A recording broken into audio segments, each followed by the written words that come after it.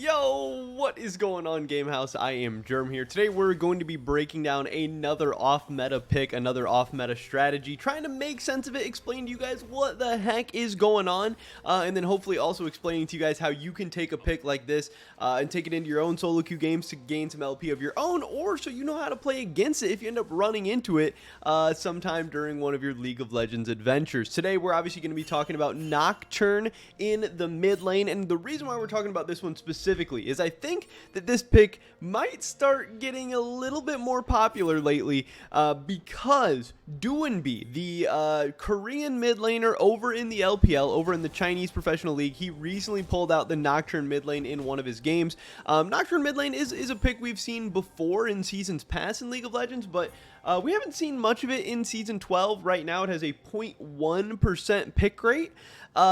But Nocturne mid lane actually has a very similar win rate to Nocturne in the jungle, and there's definitely some things about Nocturne that make him very good in the mid lane, and that's what we'll be talking about in this video. So the guy we're actually covering in this video, it's not Doinb, even though Doinb is one of my favorite professional players. It's hard for me to get VODs, obviously, from Chinese solo queue and Korean solo queue and all that stuff. So we're taking a look at a North American Nocturne mid instead. This is ASAP Naki, which is a great name, awesome name, S+ tier. He is a Nocturne one trick. He plays it all over the place. I've seen him have games Nocturne top, jungle, mid, and even support, which is kind of interesting.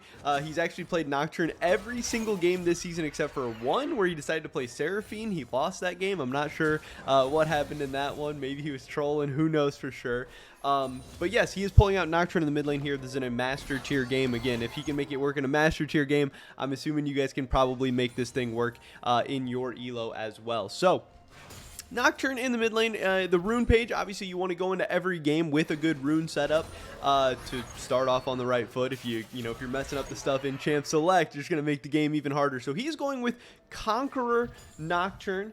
This is with Presence of Mind, Legend Alacrity, and then Last Stand, which Conqueror is going to be really good on Nocturne. Obviously, you're going to be in some long extended fights. You're going to jump onto people. You're going to get your fear off on them. You're going to be getting a ton of auto attacks down, stuff like that, and you're just going to then start healing, dealing more damage. It's going to be good. You're going to go kind of a fighter-ish build. We're going to have a little bit more health, a little bit more sustainability, and it's going to allow you to stack that Conqueror over and over. And then in the secondary runes, we have the Resolve, where we're going to be going with Conditioning and Overgrowth. These are just kind of really basic Resolve runes right now. These ones did get nerfed kind of recently, so the win rate is honestly not that great on them. Right now, Nocturne actually has a higher win rate with Bone Plating and Overgrowth secondary, but I think this is fine as well. But yeah, they're just going to give you a little bit more sustainability in lane. I think the Resolve secondary is always really good, especially on melee, since you're going to be getting hit more, you're going to be getting poked out more. You're going to have a hard time dealing with a lot of the ranged champions in the mid lane, so having a little bit more health, a little bit more kind of durability to you with that Resolve secondary is going to be really good. He's taking attack speed, adaptive force, and magic resist. Obviously, he's against the Vex here. And yeah, some of the stuff that makes Nocturne really good in the mid lane is for sure, he has his AoE auto attack on the passive that is going to give you a little bit of wave clear. It's going to let you clear out the minions a little bit easier. You're also going to really be able to take advantage of those squishy ranged champions in the mid lane. Yes, I said they are going to be able to poke you out. Yes, it's going to be annoying. They're going to be tagging you up and stuff a lot. But if you can ever get on top of them, those are going to be the champions you want to kill. Those are the champions that assassins love to play against. Stuff like, Twisted Fate, Victor, Vex, stuff like this that you can assassinate. So you can try and survive, do your best to not get poked out too much, pick up as much farm as you can, try and farm under tower. Great thing about Nocturne in the mid lane as well is obviously his spell shield is going to allow you to block important abilities that come out from a lot of these mages and stuff. A lot of these mages will have one really significant ability that's going to try and shut down a melee or CC you or deal a bunch of damage or whatever. You can try your best to spell shield it and then pick up as much CS and stuff under the towers that you can. And then once you hit 6, you have an easy go button. Usually the struggle for melee versus range is like, I'm a melee champion, I'm going to try to get on top of you, you're going to try to stop me from getting on top of you.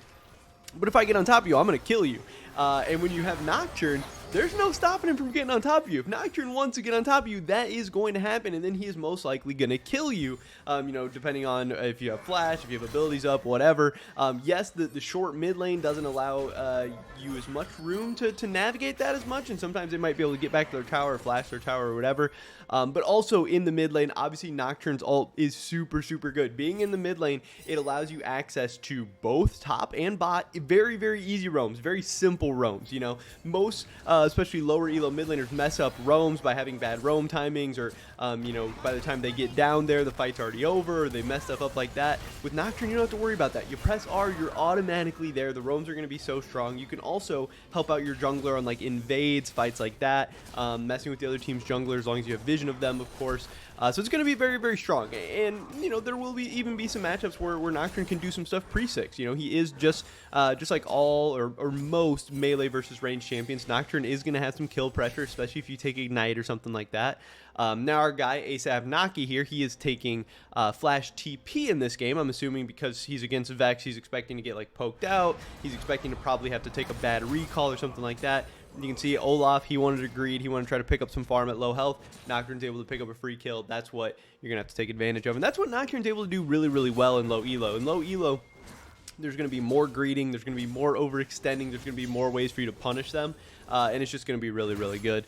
As far as the skill order, he's starting out with a point in Q, and then a point in W at level 2, going with E at level 3, maxing Q first, and then maxing E, and then finally maxing the W last. Pretty standard stuff, nothing too crazy there on the Nocturne. Obviously, Q is going to be the really, really good ability. It's going to be a lot of your damage, and obviously, if you throw the Q forward, it's going to give you a speed boost too. So if you're trying to run away, you can throw your Q forward and run away as well. You know, throw your Q behind you and then run away as well. It's always going to be really, really good.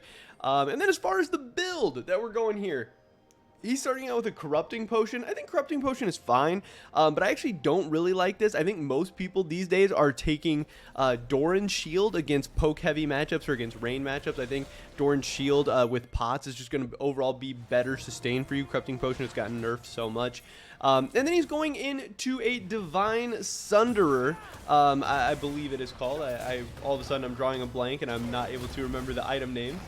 Yes, it is. Oh, Stride Breaker. I'm sorry. I don't know why I thought this was Divine Sunderer. I knew as soon as I said it, I was like, okay, that's not what that's called. He's going for a Stride Breaker first item, and then he is going into the lethality item that is going to like remove vision, remove wards, that type of stuff.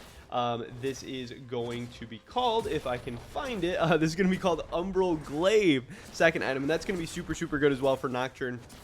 Obviously, vision isn't as important because when you're Nocturne, you're going to be turning out the lights anyway, but it is going to help you set up flanks, maybe help you roam around, stuff like that, and it's just a really, really good gold efficient item, and removing vision is just always going to be good, and especially being able to get those 3 hits in one. You know, if you're spending less time clearing out vision and stuff, you're going to have more time to be on the map and doing stuff. Overall, I just think it's a really, really good item. He's going for the Merc Treads, which I think is always fine on melee champions. You know, I'm sure you can go some other stuff. Lucidity Boots actually has a really good win rate. Ninja Tabbies, Lucidity is probably the best option, but Merc Treads is okay too.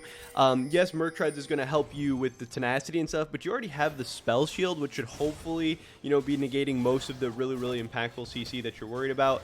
And then he decides to go with the Collector third item. So he's going with Stride Breaker into Umbral Glaive into Collector, you know, getting a ton of lethality, but also getting, you know, some of those beefy stats from Stride Breaker, like the 300 health that you're getting there too.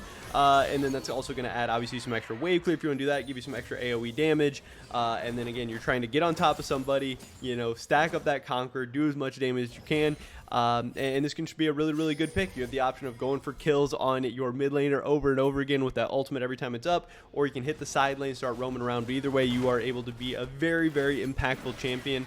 And honestly, you're a pretty safe melee champion too, being able to farm with Q and being able to use your spell shield to survive and stuff. But that is pretty much everything we did today, guys. Somebody drop a like if you did enjoy it. I would appreciate that so much. Leave a comment down below. Let me know what you guys think about Nocturne in the mid lane. I'd love to hear your thoughts and opinions. Subscribe, stay up to date on all the Game House's latest content. Hopefully catch you guys in the next one. But until then, peace.